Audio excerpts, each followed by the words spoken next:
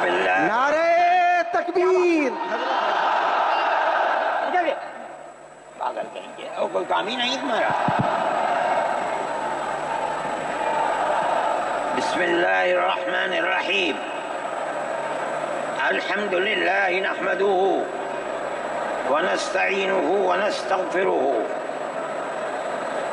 ونؤمن به ونتوکل علیہ ونعوذ باللہ من شرور انفسنا ومن سیئات اعمالنا من يهده الله فلا مضل له ومن يضلله فلا هادي له ونشهد أن لا إله إلا الله وحده لا شريك له ونشهد أن سيدنا ومولانا محمدا عبده ورسوله. أما بعد،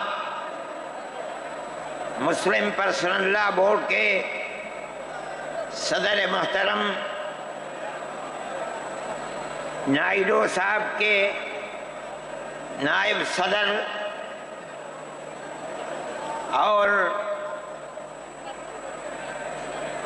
ہمارے مہدی صاحب، دوسرے حضرات جو یہاں بیٹھے ہوئے ہیں، اور یہ جم غفیر لاکھوں آدمی جو آئے ہیں جمعیت علماء کی دعوت پر، میں جمعیت علماء کے ان ورکرز اور آئے ہوئے مہمانوں کا دل کی گہرائیوں سے شکریہ ادا کرتا ہوں.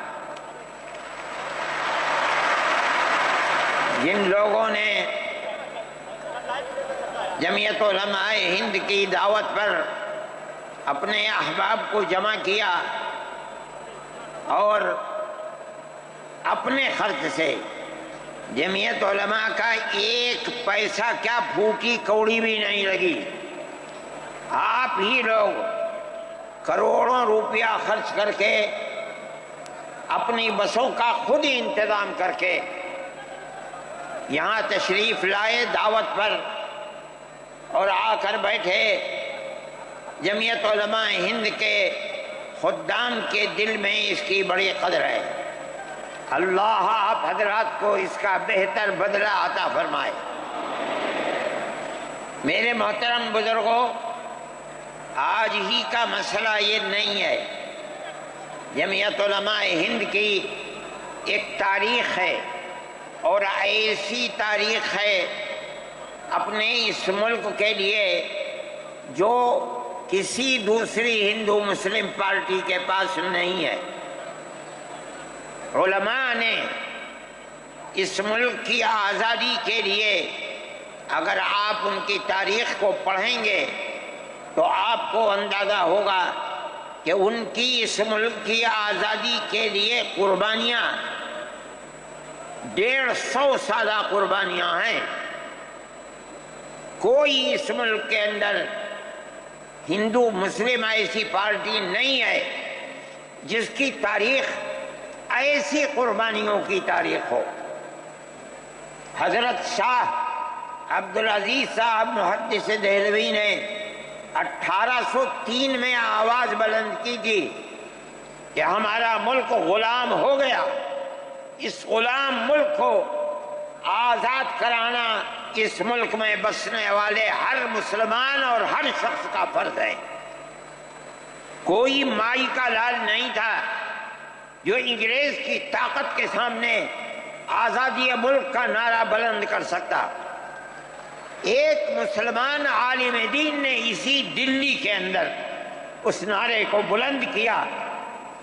اس کی جائیداد قلق کر لی گئی، اس کے مدرسے کو دفن کر دیا گیا، اس کو دلی بدل کر دیا گیا. لیکن یہ مسلمان ایسے نہیں تھے جو کسی ملک کے پیسے یا اس کی سطوت اور اس کی طاقت کے سامنے سر جھکا دیتے. جو انہوں نے اپنا موقف اختیار کیا تھا پتھر کی چٹان کی طرح، اسی طرح اس موقف کے اوپر کھڑے رہے. سب سے پہلا جہاد سن 1932 کے اندر ہوا. ہندوستانی لوگ تو جانتے بھی نہیں. اور اس کے اندر لوگ مر گئے، ختم ہو گئے۔ شاہ عبدالعزیز صاحب کے رشتے کے، ان کے قریب، ان کی اولاد میں شاہ اسماعیل شہید اور رائے بریلی کے شاہ احمد شہید، دونوں کے دونوں ختم ہو گئے، شہید ہو گئے بالا کوٹ کے میدان میں۔ لیکن پیچھے نہیں ہٹے۔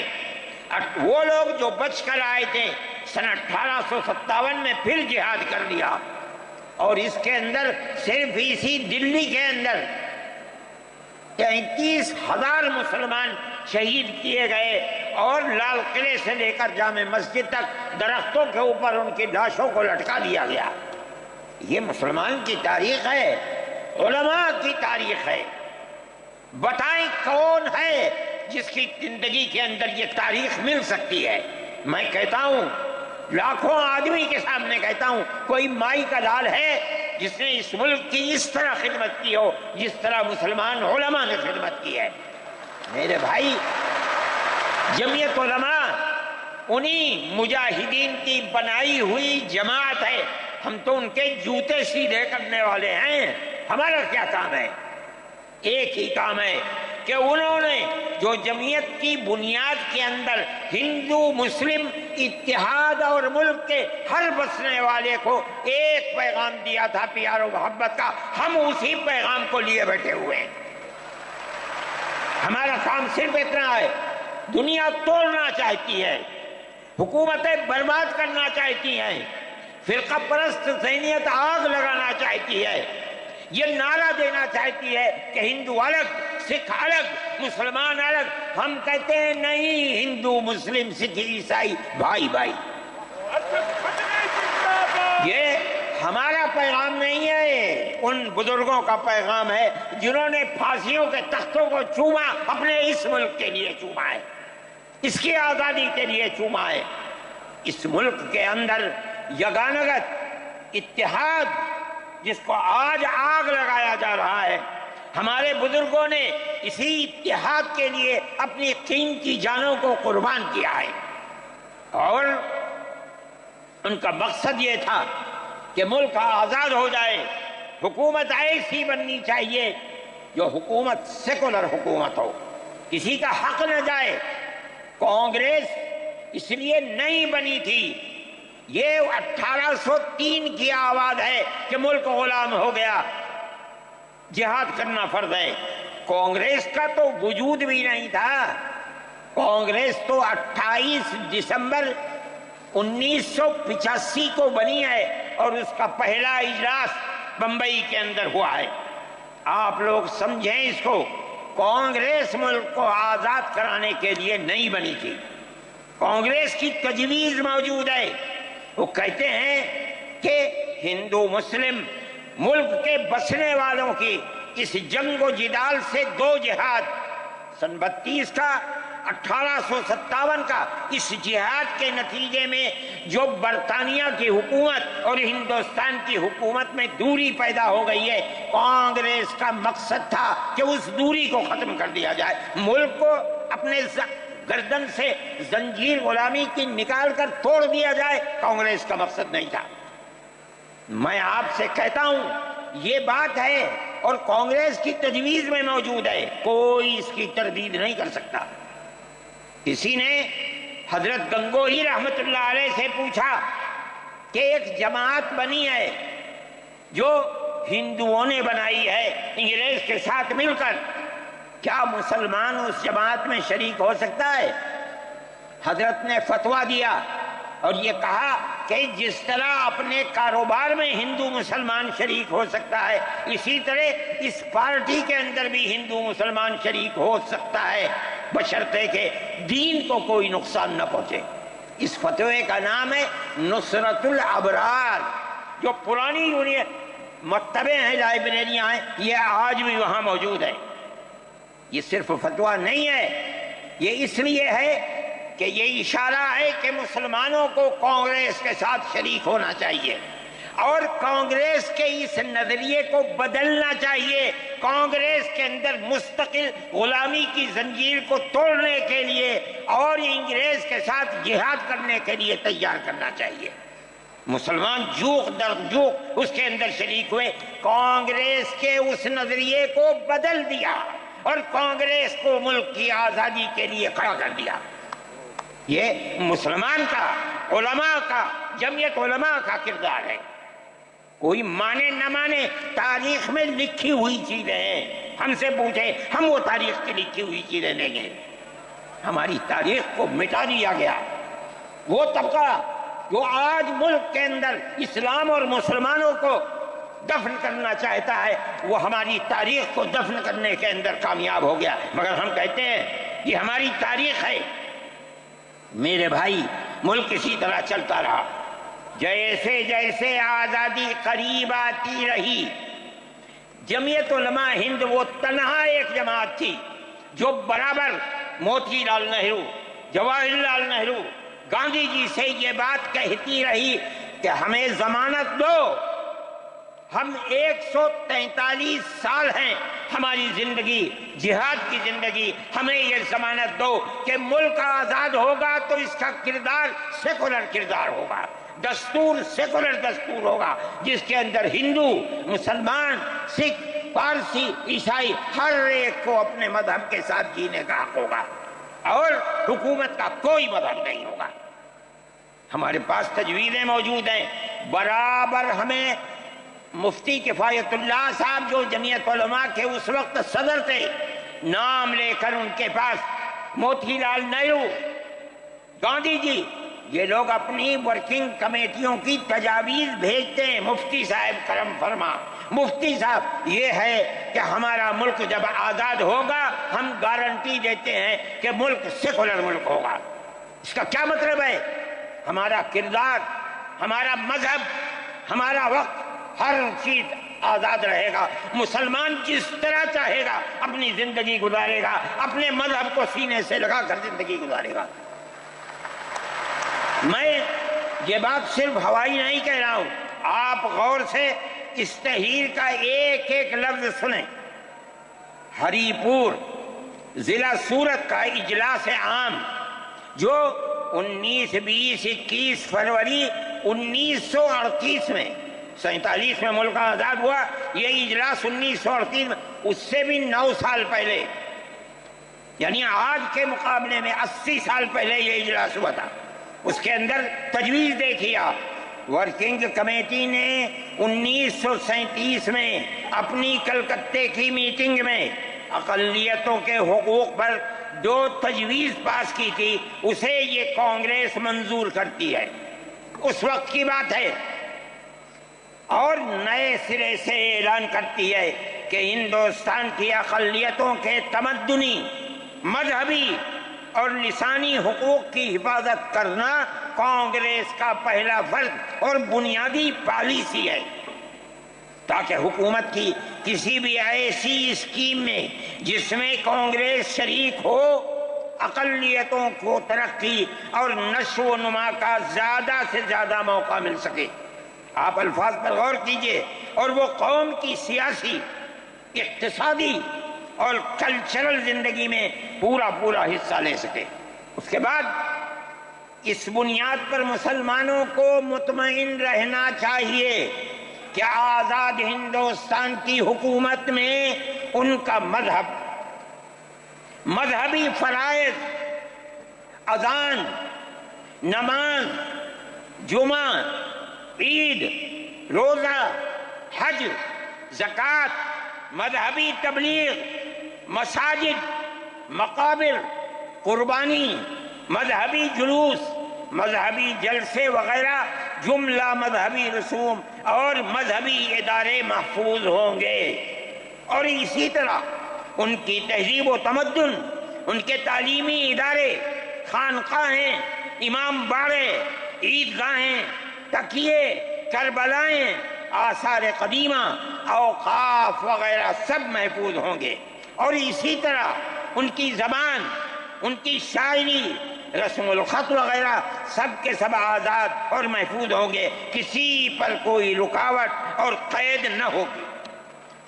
جو میں آپ سے کہہ رہا ہوں، آپ دیکھیے یو پی کانگریس کا شائع کردہ الیکشن بورڈ نیشنل ہیرالڈ پریس لکھنؤ 1946 کے اندر شاید 10 فروری ہے جو میں نے نقل کیا ہے، وہ مٹا ہوا سا تھا، اس کے اندر یہ بلیٹن شائع ہوا ہے۔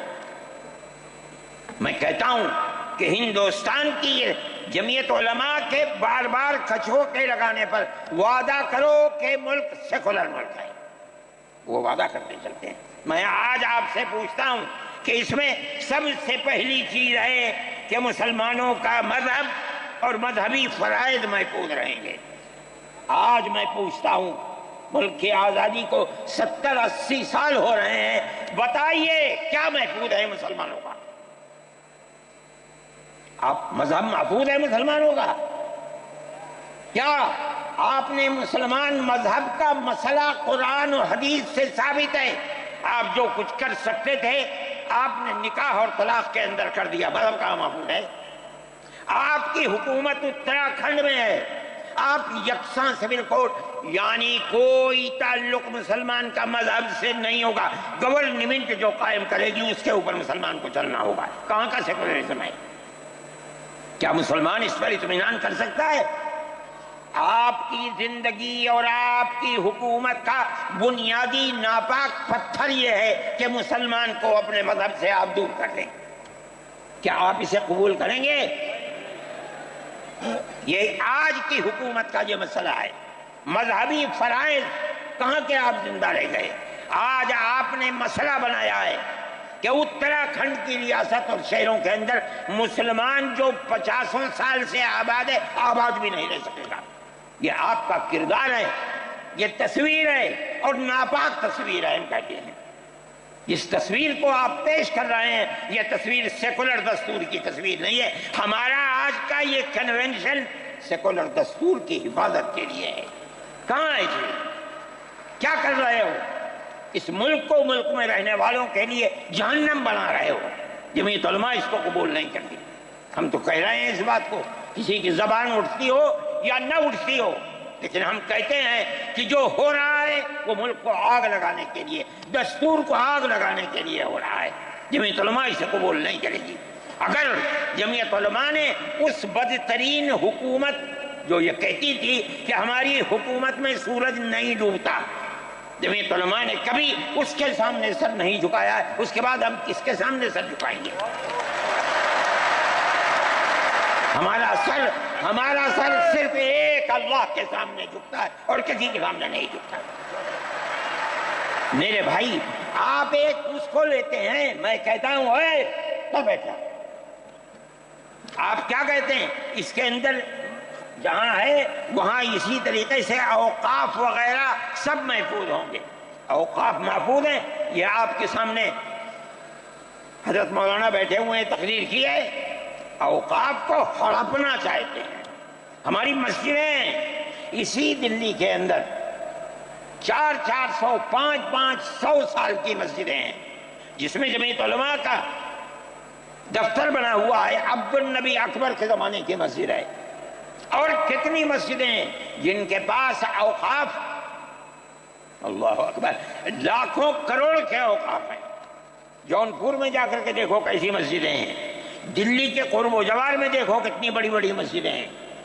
ہندوستان کا وہ طبقہ جو ان مساجد کے اوقاف کو ہڑپ کرنا چاہتا ہے، کہتا ہے اگر کسی وقف زمین یا مسجد یا کسی بھی چیز کے کاغذات وقف کے نہیں آئیں اس کو وقف نہیں مانا جائے گا۔ کون 500 سال پرانے کاغذات لا کر کے پیش کر دے گا؟ قانون یہ تھا کہ جو مسجد بنی ہے، جو وقف پر بنتی ہے، وہ وقف ہے۔ آپ کو کیا درد ہے کہ آپ اس اوقاف وقف کو ختم کرتے ہیں؟ اس کا مطلب ہے مسلمانوں کی زمین کو ہڑپ کرنا چاہتے ہو، حرام کھانا چاہتے ہو، اس لیے ان اوقاف کو ہڑپ کرنا چاہتے ہو۔ ہم اس کو قبول نہیں کرتے۔ اوقاف ہمارے آباء و اجداد کے کیے ہوئے ہیں۔ اوقاف اللہ کی ملکیت میں دیے ہوئے ہیں، مسجدیں بنی ہوئی ہیں، آپ ان کی حفاظت کیجئے، اس لیے کہ ہم اس ملک کے رہنے والے ہیں، ہم باہر سے آئے ہوئے نہیں ہیں۔ اگر ہندو گوجر ہے مسلمان بھی گوجر ہے، اگر ہندو جاٹ ہے مسلمان بھی جاٹ ہے، اگر ہندو راجپوت ہے مسلمان بھی راجپوت ہے۔ جاؤ دیکھو کشمیر کے اندر، اگر ہندو برہمن ہے مسلمان بھی برہمن ہے، ہم اسی ملک کے رہنے والے ہیں۔ کسی کو اچھا لگا یہ مذہب وہ اس مذہب میں چلا گیا، کسی کو یہ مذہب اچھا لگا وہ اس مذہب میں چلا گیا۔ کیا مذہب کی بنیاد پر اس ملک کے اندر آپ ہمیں جینے کا حق نہیں دیں گے؟ ہم اپنے جینے کا حق کو لیں گے۔ آپ نے جس سیاست کو اختیار کیا، آپ 2 الیکشن پہلے دیکھیے کس قوت کے ساتھ بی جے پی آئی تھی۔ آپ نے جس پالیسی کو اختیار کیا، سیکولرزم کو آگ لگانی چاہیے، اس کا نتیجہ اس الیکشن میں کیا ہوا؟ بی جے پی ہار گئی۔ میں کہتا ہوں کہ اگر چندرا بابو نائیڈو کی بیساکھی نہ ہوتی اور ادھر نتیش کمار کی بیساکھی نہ ہوتی تو بی جے پی گورنمنٹ نہیں بنا سکتی تھی۔ کیوں ہوا؟ وہ جو 14 سال پہلے